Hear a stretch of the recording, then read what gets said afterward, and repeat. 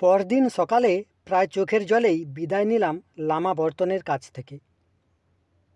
লামা হুংচাং, তার 8জন শিষ্য আর আমি রওনা দিলাম গার্জিয়াং মঠের উদ্দেশ্যে, ইয়াকের পিঠে চেপে। চক্রেশ্বরী মঠ থেকে গার্জিয়াং মঠের দূরত্ব প্রায় 60 মাইল। হিমযাত্রায় আমি একেবারেই অনভিজ্ঞ, তবে লামা হুংচাং এজন্য আমাকে কোনো চিন্তা করতে না বললেন। তিনি আমাকে একটা ভেষজ বটিকা দিলেন, আকারে ছোট মার্বেলের মতো। সেটা খাবার পর থেকে আমার খিদে বা তেষ্টা কোনোটাই ছিল না। বেশ একটা শারীরিক আর মানসিক তরতাজা ভাব অনুভব করছিলাম। প্রথম দিনের যাত্রাপথ নির্বিঘ্নেই পার হয়ে এলাম। বিশেষ কোনো অসুবিধায় পড়তে হয়নি।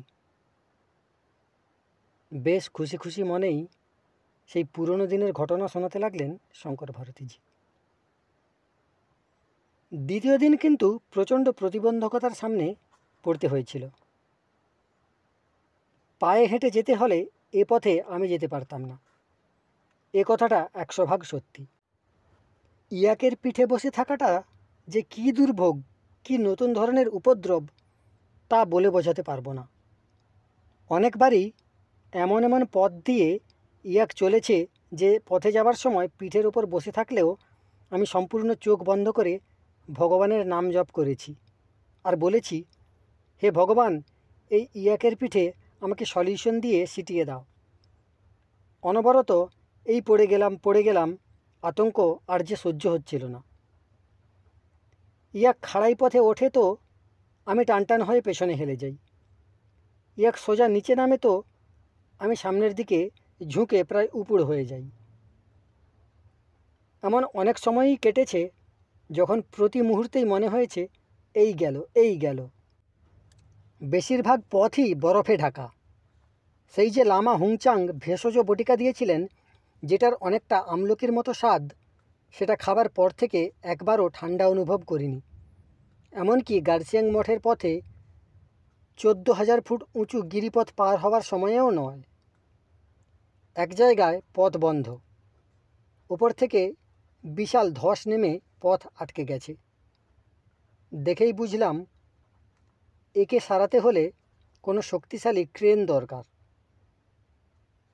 লামা হুংচাং ইয়াকের পিঠ থেকে নেমে ধীর পায়ে সেই বিশাল পাথরটার কাছে পৌঁছলেন।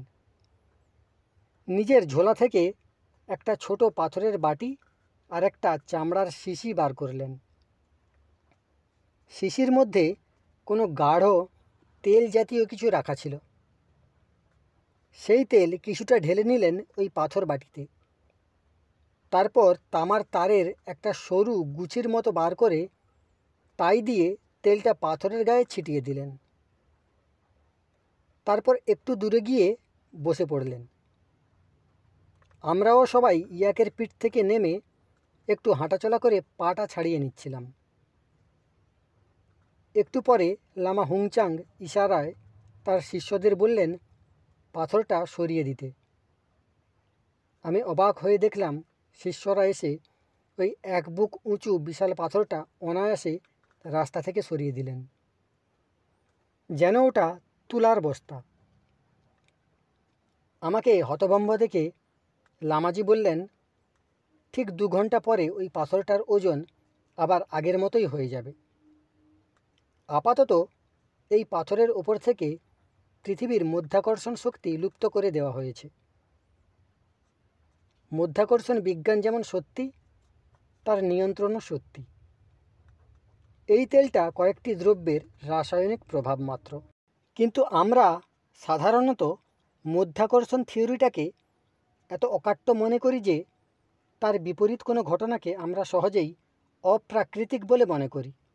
এটাও বিজ্ঞানেরই একটা পদ্ধতি, এর মধ্যে কোনো অলৌকিকত্ব নেই। ইয়াকের পিঠে চেপে আবার আমাদের যাত্রা শুরু হলো। ধীর গতি, তবু হাঁটতে হচ্ছে না, এটাই সুবিধে। হাঁটতে হলে ধীর গতি তো দূরের কথা, এই অসম্ভব দুর্গম হিমাচ্ছাদিত রাস্তায় আমার অন্তত গতি বলতে কিছুই থাকতো না। অনেক আগেই শিবগতি প্রাপ্ত হয়ে যেতাম। তৃতীয় দিনে এলো অন্য একটা বাধা।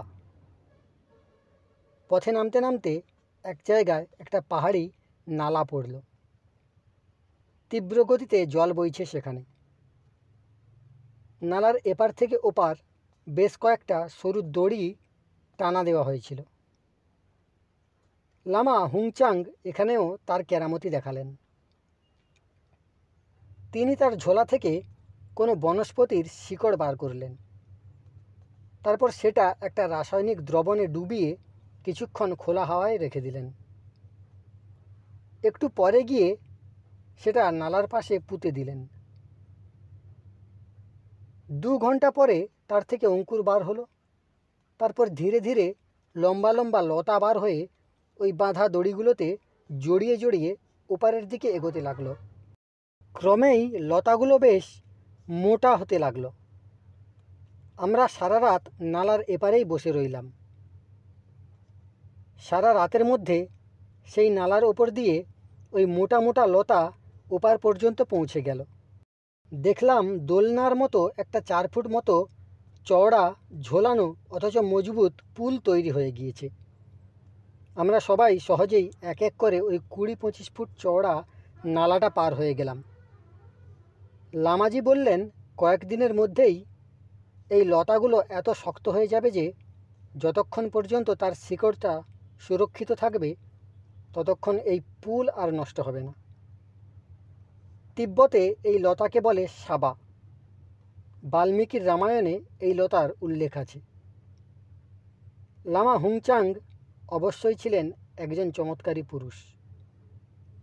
যোগতন্ত্র ছাড়াও দুর্লভ জড়িবুটিরও পরম জ্ঞানী ছিলেন তিনি। তার কাছে পরে আমি অনেক বনৌষধির জ্ঞান লাভ করেছিলাম। কোটি কোটি প্রণাম জানাই সমস্ত মানবাত্মাকে।